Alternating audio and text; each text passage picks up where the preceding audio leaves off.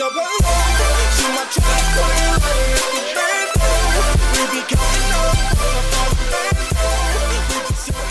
what's up y'all? Ben here, and today we gotta talk about the February update.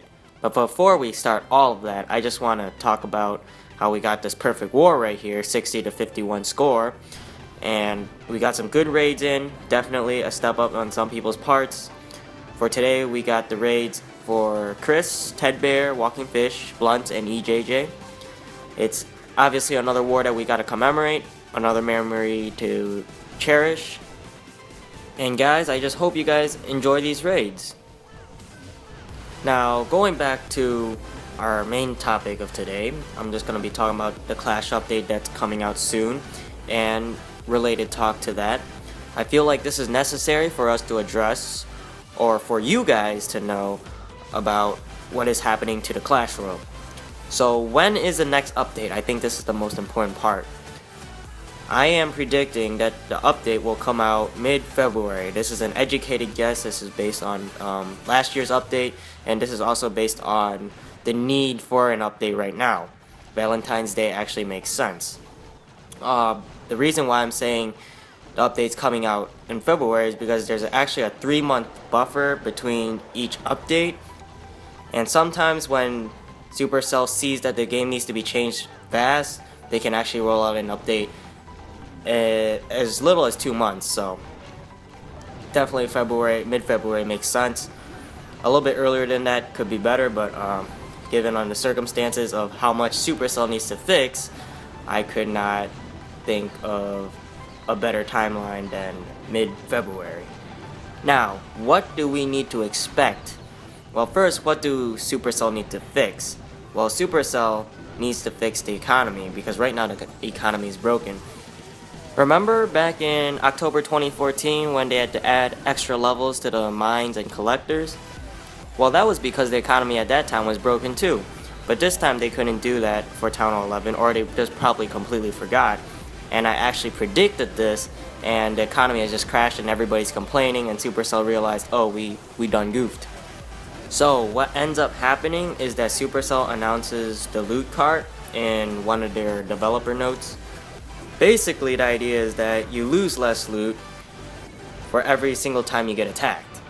So the idea is you get raided, you lose your 200k, and what ends up happening is that a loot cart would show up and you would get a little bit of money back. Say if you lost 200k gold, you would get back 50k gold, so then you don't lose as much. Now, I've read some of these comments on that very post, and they were saying the loot cart was stupid, and they were trying to offer their very own solution to this.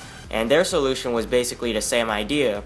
It was to, if the attacker took 200k, they would get the 200k, but you would see that you only lost 150k, which is actually, in my opinion, very stupid, because the idea of Clash is that what you take from others is what they lose. Say, this is very prominent in trophies. If I took 19 trophies from this Town Hall 8, they would see that they lost 19 trophies. That's how it works. Obviously, that no longer works up in Legends League for some reason. I mean, those guys are exploding in trophies, but other than that, that's how the trophy system works. That's how Clash works.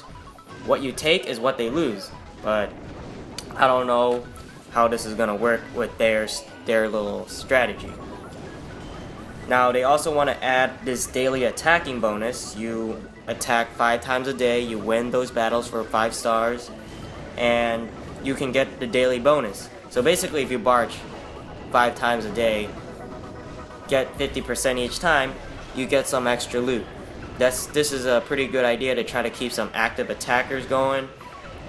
And also in their developer notes, they have included that you will lose less in your clan castle because they're adding this treasury thing that I don't want to talk about. Obviously, there has to be a better way to keep loot, and I have some suggestions for you guys to keeping your loot. First, you use the gem boost. If you're not using the gem boost, you're retarded, because it's actually worth, you better take it. And now, what I'm about to reveal to you guys is not known by every single player in Clash, or at least they never thought about it, but some players do, like me. Now I'm about to tell you. So, what you do is you train up your army, you train up all your spells, so you have full of everything. Full camps, full spells. Next, you take your wall breakers and you queue them in your barracks. Everything. All 70 space or whatever they can carry. 75 space, whatever. You just queue them all up. You go to your dark barracks. You queue them all up with the most expensive troop you can ever imagine. You go to your spell factories. You queue them all up with the most expensive spells. And guess what, guys? You have successfully stashed away loot from attackers, because attackers can't get loot from your barracks. You guys see what I did there? But obviously, more importantly, if you guys aren't to look for a way to cheat the system like what I just told you, start barching again, guys.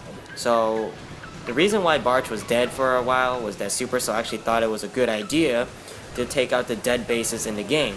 They basically pushed them back in their queue, and that completely damaged the economy even further. But then they realized how stupid that was, and they actually done goofed. It was time to put the dead bases back in the game and claim that it was a glitch. But obviously, I'm not gonna complain because I'm very happy to just go barch. Now, we're gonna take a look at some other possible changes, or at least speculate. I will say gameplay will change at Town Hall 11 now. Currently, Town Hall 11 is completely overpowered, offensively at least, and witches are completely overpowered, and Grand Wardens are also completely overpowered, and they run over any base.